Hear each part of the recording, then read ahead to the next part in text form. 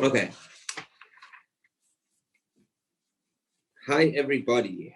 Welcome to 2021. We're starting an interesting series today about humanity. 5-part series. I haven't finished the series yet, so I'm not 100% sure where it will end, but I know where it's beginning. I have done the first few, so at least I know a little bit about where this is heading. Number one, it's great to see you all, especially some first comers. I know Kerry's connecting over there. I don't know if you're connected yet, but hopefully this will engage you in your mind and in your soul. It is a little bit philosophical, this first discussion, and I know that philosophy is not everybody's take, but I try to make things more practical than philosophical. I always like to bring things back down to earth because I think philosophy is great. As a professor of philosophy once told me, philosophy is great, but never become a philosopher. And what I understand of that is it's nice to think about things, but thinking about things too much can make life a little bit of a bore and a drag. So hopefully I'll be able to bring things down a little bit and make it relevant. I'm not going to go into what are humans today, etc., etc. I think all of us know what a human being is, even though it's not such a simple question anymore. What is a human being? Because those who went to some of my lectures last year about artificial intelligence, etc., etc., it's difficult these days to define what exactly is a human.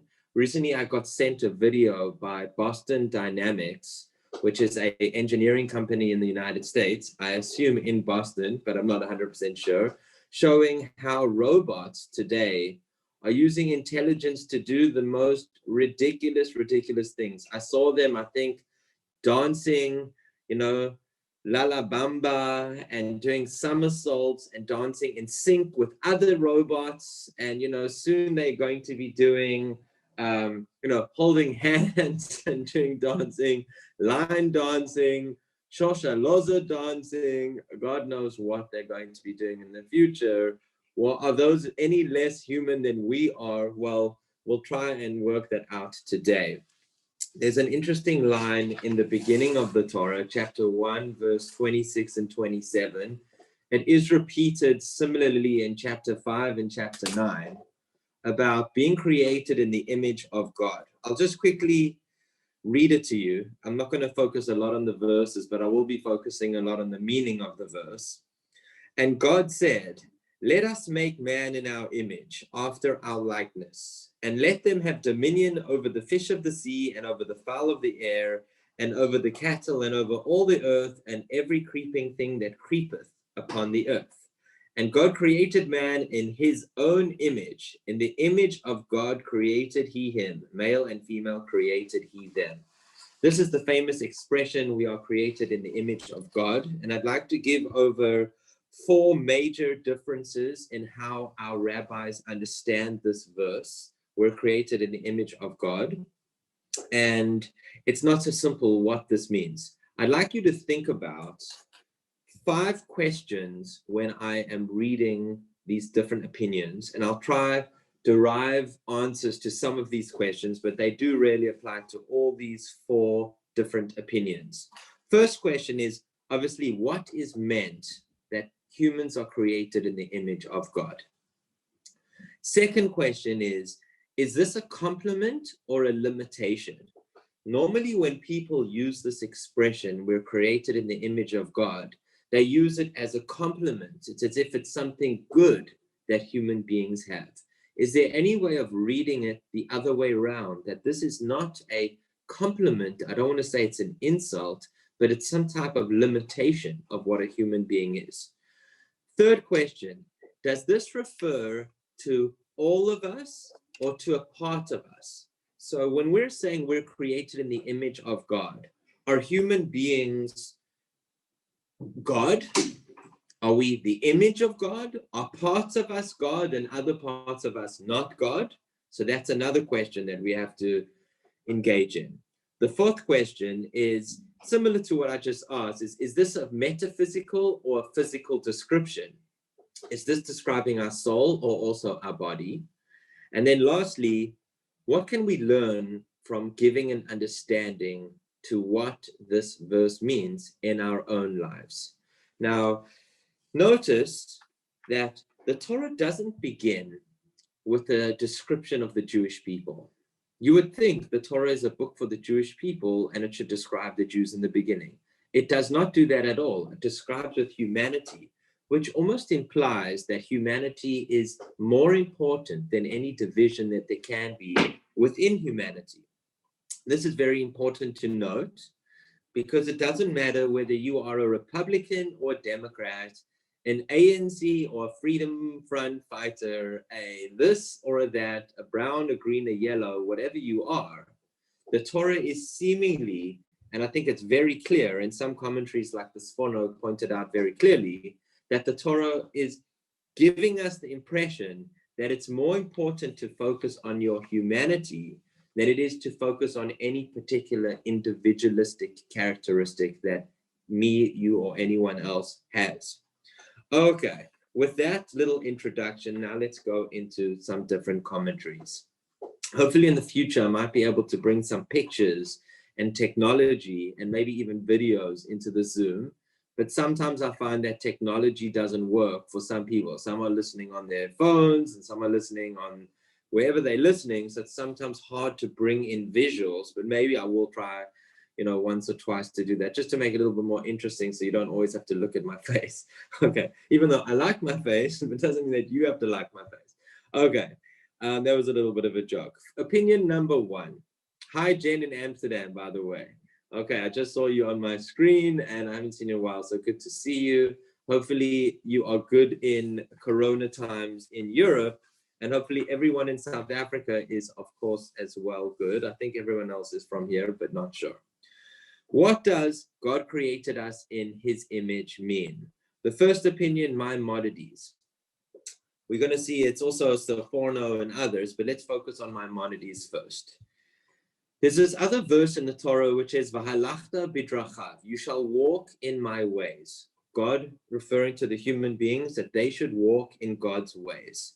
What exactly that means, it's a little bit of a debate amongst different rabbis. The major opinion means there's an assumption that God is good. And therefore, when we walk in God's ways, we have to walk in goodness. So just like God is merciful, so too we should be merciful. Just like God is kind, so too we should be kind.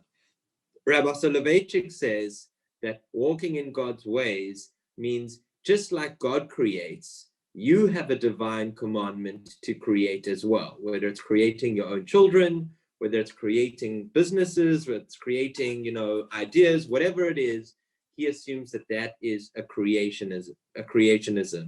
I think in Latin, they call it imitatio Dei. I might be saying that wrong, but that's definitely what they call it in other circles. But in the original Hebrew, it's called V'halachta bidrachav. The reason I'm talking about this, is because Maimonides assumes that that is not what God created us in the image of God means. He assumes that that commandment of V'halachta bidrachav, imitatio Dei, is a foundation for being created in God's image, meaning that we have to be kind and to be good and to create, etc., etc., etc. That is the foundation, even before you come to a human being, of what reality is. Once you've got what reality is, then we can start building on that reality of what a human being is. And a human being is a mind. M-I-N-D. That is, according to Maimonides, a human being is a mind. When it says God created man in the image of God, it means that God created humans with a mind that is attached in some way to the image of God. Otherwise known as the rationalist view. Maimonides is a very, very much a big rationalist. Now, I went to live in India for a few months, maybe 10 years ago or so, and they have a very different opinion over there. They actually think that the mind is evil, that the mind gives you distractions, and the real entity is deep down. They try to meditate away from the mind. But Maimonides had the opinion that the mind is the caveat or the channel that you can get into God's mind, so to speak. And that's where the two minds meet. It's interesting because the theoretical physicist, Michio Kaku, who I would argue is the most famous theoretical physicist alive today. He was a student of Albert Einstein, I believe. And he's at this one of the New York City universities. And he writes, the human brain has 100 billion neurons, each neuron connected to 10,000 other neurons. Sitting on your shoulders is the most complicated object in the known universe. And that's a theoretical physicist saying that. More complicated than the planets going around the stars and the galaxies and the whatever. Whatever we know, the most complicated thing out there is your brain. Is that a good thing or a bad thing? Well, once again, some people in India will say, well, that's exactly the proof to the pudding, that it's so complicated, it's not meant to be looked at. Whereas Maimonides took the opposite approach of saying it is so complicated because that's what we're meant to marvel at. We're meant to marvel, wow, what are you thinking? Because what you think is the best creation that you can come up with. It's interesting. The Sforno, before I end this little section of the mind, the Sforno also believes that the Sforno is just a name of another rabbi in the medieval times. He also believes that being created in the image of God is referring to the rationalist faculties that we have. But he looks at it a little bit different to the way that Maimonides does. Maimonides looks at it as the same as this professor Michio Kaku. It is something that needs to be studied and meditated upon. Forget about meditating away from the mind. Professor Kaku, as well as Maimonides, I believe, would say, meditate on the mind. You can meditate on the mind. That's how much one should be marveling at what our brain can create within us. And I think neuroscientists would say the same. But he says, he points out that we're not created in God. We're created in God's image. And he views that as a limitation. He says that if it was trying to give us a compliment, it would say, and God created us in God. But by the fact that it says in God's image, he assumes that that's showing us that we are imperfect until we use our minds to try and become more perfect. So we are imperfect. That's what this verse is coming to tell us, according to this Sforno. We are imperfect. Don't think that just because you create in the image of God, that's a good thing. It's showing you your imperfection, but through your mind, you can try to get to as much perfection as you can. And he gives two proofs to this. He says, number one, the mind is one of the things which is against the body. The body gets older and it gets weaker, whereas it's possible for the mind, as you get older, to become more developed and stronger, as well as the mind never rests. The body needs rest, but the mind, even when you're dreaming, even when you're sleeping, it is constantly going. So that's a proof that it is metaphysically more powerful than the body or anything else. And that's why the Sforno wants to say being created in God's image is showing the relevance of the mind. I want to just say one thing about that. The Sforno is assuming that the mind gets better over time. Now, I know that some of you here would say, that's absolute nonsense. I don't even remember what today is or where I put my toothbrush this morning. But I will say that there is some research about this. I'm quoting you Dr. Bruce Yankner. He's a professor of genetics at Harvard Medical School. And he noticed, he put people under MRIs, and he noticed that there's something called brain aging. And it's got something to do with, I think the brain does slightly get smaller as you get older. Could be corrected on that, but I think there's some truth in that.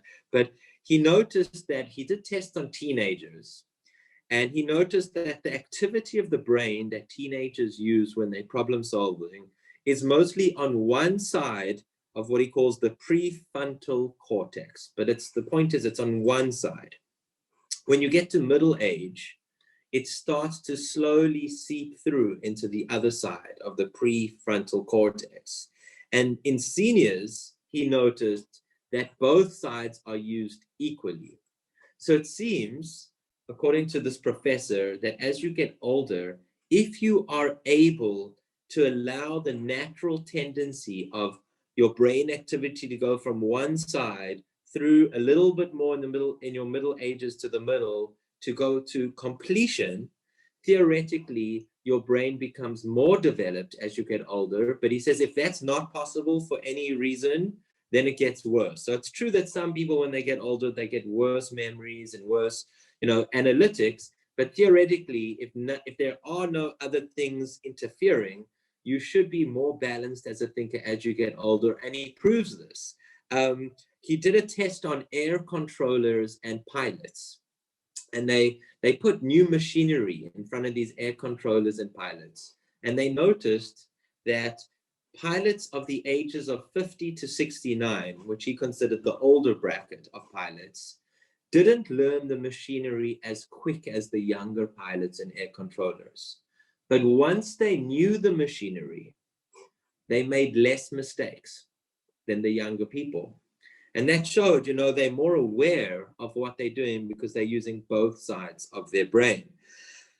To end off that little discussion of what does it mean to be created in the image of God, according to Maimonides and the Sephorno, it's focusing on the brain's faculties and the abilities to think.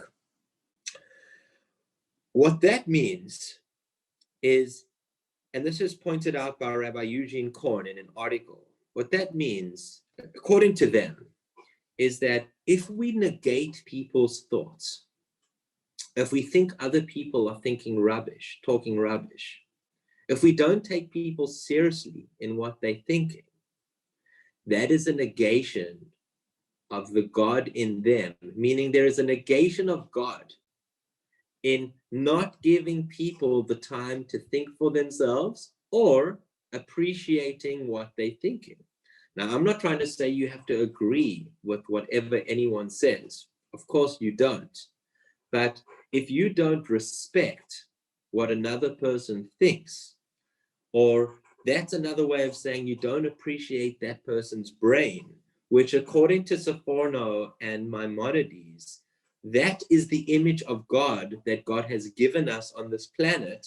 So therefore one is negating God himself or itself or herself. That's a big statement that Rabbi Eugene Korn is saying. Why don't we listen to people's thoughts or try to understand people thinking? When I was trying to think about this, I thought of, number one, it comes from a fear of being wrong. You don't want to get into an argument and be proven wrong. You also sometimes are fearful for the unknown. Maybe people are talking about things that you don't know a lot about, and you're scared about those things. It could be coming from a position of low self-esteem, that you don't want to make, small, that you're an idiot because someone seemingly knows more than yourself. And maybe it's also coming from a position of one is just built to be rigid. You don't like to expand your mind into places where maybe you've never thought that they could even go, and you just like to think about your own little world. Well, it's okay. You don't have to think about all the world, but at the same time, you have to respect other people's thoughts, because that is the image of God that God created in them. That's A. What is image of God? The brain, the mind. And in our lives, we need to think about how do we see the image of God in others by appreciating what they think, whether it's new to you or whether it's something that you've heard a million times before. You still have to appreciate that that is the image of God that God has given them. Okay. Point number 2, freedom. Being created in the image of God means that God has given us freedom. This is the opinion espoused by the Or Sameach, the Meshech HaChochmah, in his book. And he, as far as I understand, it's talking about both physical freedom and metaphysical freedom. It's the ability that we have to be free. Now, what exactly is that freedom? Different people understand freedom in different ways. Some people would say freedom is being conscious of what you're doing. Other people would say freedom is overcoming the temptations that want you to go one way, but you decide to go another. Whatever the strength and freedom is, when we take away the freedom from others, either by shutting them up or by not giving them an opportunity in life to succeed, that, according to the Or Sameach, away the God-given right of the image of God that has been placed in them, and therefore we're taking away part of the image of God that is possible to be on this earth by taking away freedoms. Therefore, obviously, slavery, apartheids, all different movements that people have had on this planet, where one group is subjugating another group, that is taking away God from this planet, according to the Or Sameach. Just to summarize, the Or Sameach, the second opinion, says being created in the image of God means that we have all been given freedom to connect to the image of God, which means that God is free. God has the ultimate freedom, and we can taste that freedom by being free.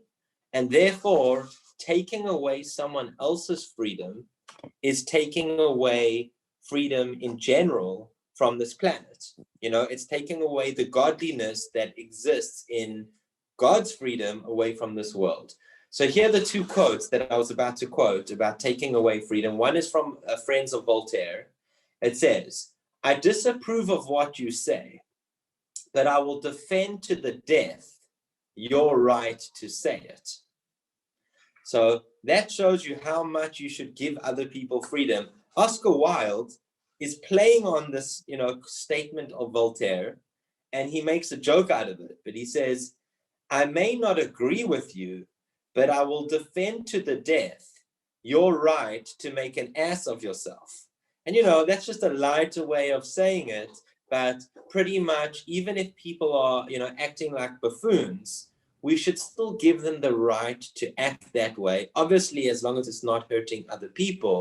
But even if we're going to stop them, we should at least consider, why we're doing it, and there should be some, hurting deep down of putting anyone in a box and not letting them do what they want to do. It's just that sometimes people, don't know where to stop. So there has to be some limitations, but at the same time, one should take away freedom as little as possible from another human being. Okay, number 3. We've only got 2 more. Number 3, nature. Being created in the image of God shows that in the human being, the whole of nature is contained within us. This is the view of the Netziv in the 1800s in Lithuania. And he assumed, and this is amazing, like naturalists would love this opinion of the Netziv. He assumed that the whole of nature is contained within humans. Unbelievable. What exactly does that mean?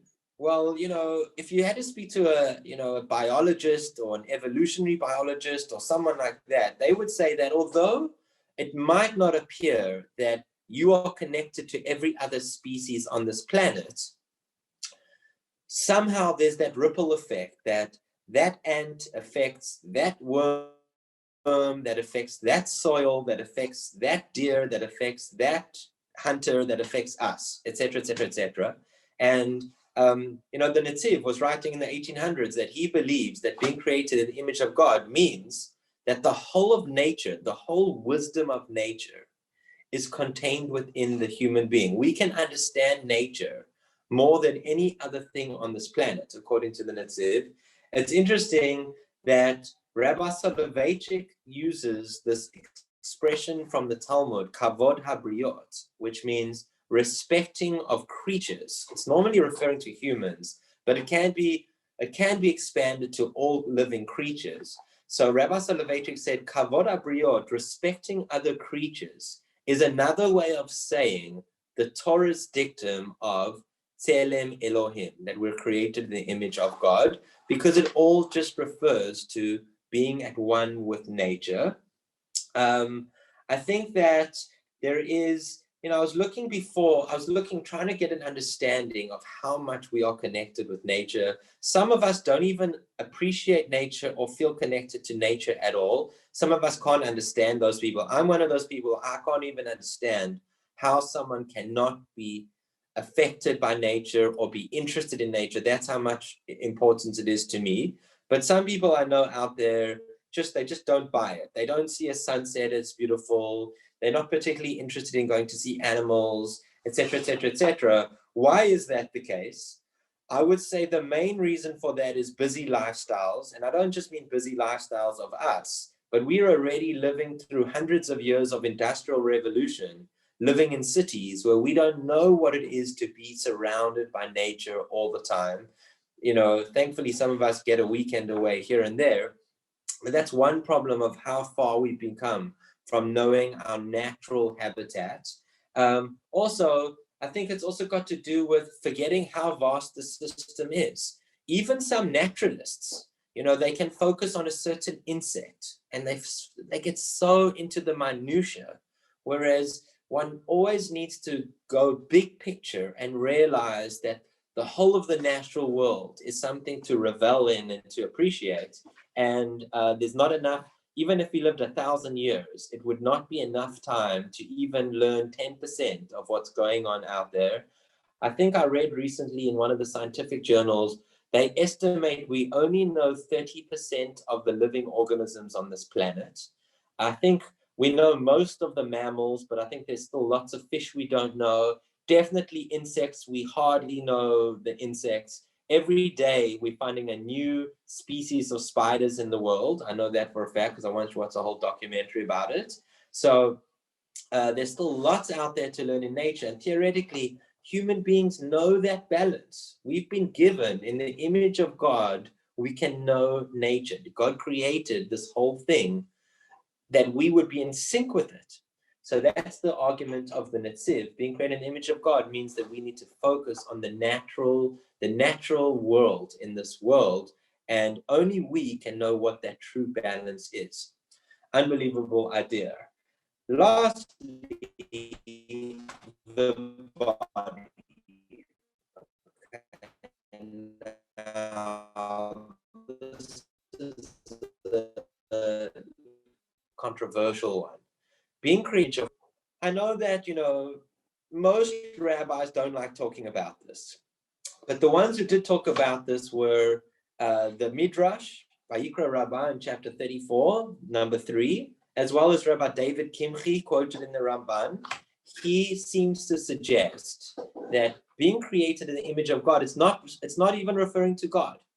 The Elokim over there is actually being created in the image of the celestial beings, being the angels. It's not saying that we create in the image of God. Don't get your hopes up, people. Okay, according to this last opinion, we're not created in the image of God. We could never be created in the image of God. God is so beyond what we are that even saying that we could be created in the image of God is being too wishful thinking, according to the Midrash and Rabbi David Kimchi quoted in the Ramban. Rather, we're just created in the image of the angels, meaning we have the ability to be like angels, but we are also created in the image of earth, from the earth. That exact position. The Chizkuni, this is not only the Ramban's opinion. The Rashbam, the Radak, the Chizkuni, all of these famous rabbis go along this version to say that we're created in the image of angels. It's a hard one for me to understand. Do angels have bodies? Do they have legs? Do they have arms? Well, some of them want to say that maybe they do by the fact that in the Torah, when it mentions angels, they all take human form. I'm not exactly sure how to understand this opinion so well. I know that the Rambam, quoting this opinion, said that it's heresy and it's nonsense. But I just wanted to quote it just to let you know that there are definitely opinions out there that say that being created in the image of God does not mean an attachment to God. It just means that we're based on higher celestial beings than ourselves, i.e. the angels. And is there, to end off, is there a benefit of this view? So the previous views, just as a synopsis, the previous views were we're created in the image of God. Yes, give Ruth a hug. That's what I want to hear. That's what I like to see. Okay. Just as a summary, 3 opinions quoted so far about what it means to be created in the image of God. The first opinion of Maimonides and Saforno was to say that we're created in the image of God because we have a rational mind that is in the image of God's rational mind, so to speak. That only through our minds can we get close to the highest form of God that we are able to attach ourselves to. And therefore, when we take away the minds of others, when we don't give people their opinion, when we don't value people's opinions, we take away the godliness from this planet, because that is where God resides in this world the most, is in the mind, in concepts. Okay, that was the first opinion. The second opinion was the opinion of the Or Sameach, that it refers to freedom, that it's a metaphysical freedom that exists. It's not being created in the image of God. It's not a part of the body. It's not the soul. It's not the body. It's the ability to be free, whatever freedom means.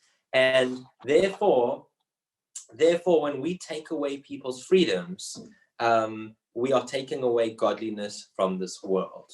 The third opinion we said was nature, that according to the Netziv in the 1800s, human beings are blessed with an ability to understand nature more than any other creature.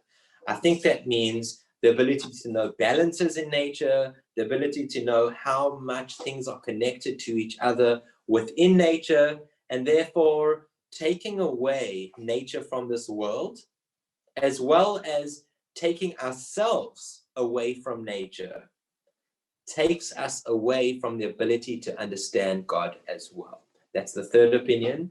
And lastly, being created in the image of God is referring to our body, but it's not really referring to God. It's referring to angels, as if angels have some type of body, and we have only been given some type of, replica look of what a celestial being like an angel could look like.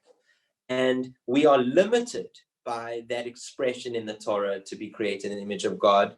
It's not a compliment telling us, wow, we're so close to God. It's actually telling us we're the furthest thing from being close to God. We are so far from God that when God says this, it's actually telling us that we could never really attach ourselves to God in God's purest form. To end off with the quote about that, 2 different quotes from different people. One is from Bruce Lee, the Kung Fu master, and another one from Alfred Whitehead, who I'm not exactly sure who that is, but I liked his quote. Bruce Lee said, "Understand your limitations and capitalize on them." It's not a bad thing to know limitation. Some authors and some famous people said there are no such things as limitations. The sky's the limit. Go for whatever you wish. There's nothing that can stop you. But on the other hand, God is the limitation. We're not infinite. We can never become as infinite as God is. And to know that humbling that we can have, we can capitalize on it and actually be more real in life. And that's what the second opinion says over here. Alfred Whitehead says, rightness of limitation is essential for growth of reality. I personally think that there's a fine balance there between knowing that the sky's the limit. On the one hand, we may be attached to the image of God, but on the other hand, we are limited because it's either the image of God or the images of celestial beings. And even if it is the image of God, it's only the image of God. It's not God itself. So we are limited at some level in our soul of how far we can go. And there's nothing wrong with knowing that limitation. It doesn't stop you from trying to understand something greater. It actually makes it even more important to strive for something greater, because we are limited. And the most that we can learn is from something of a greater experience than ourselves. Those are 4 different lessons that I wanted to share with you of what it means to be created in the image of God. And hopefully each one will help us appreciate other human beings more by helping appreciate their rational features, their freedoms of choice, their natural abilities to be within nature and appreciate nature, as well as to know our own limitations, so that we know that we can open our hearts to things that are greater than us and learn more. Thank you all for being here. Next week, we will go more into peoples and the Jewish people in particular. Today was just a general one about humanity, and we'll see where that goes from there. Thank you, everyone, for being here, and stay healthy. God bless.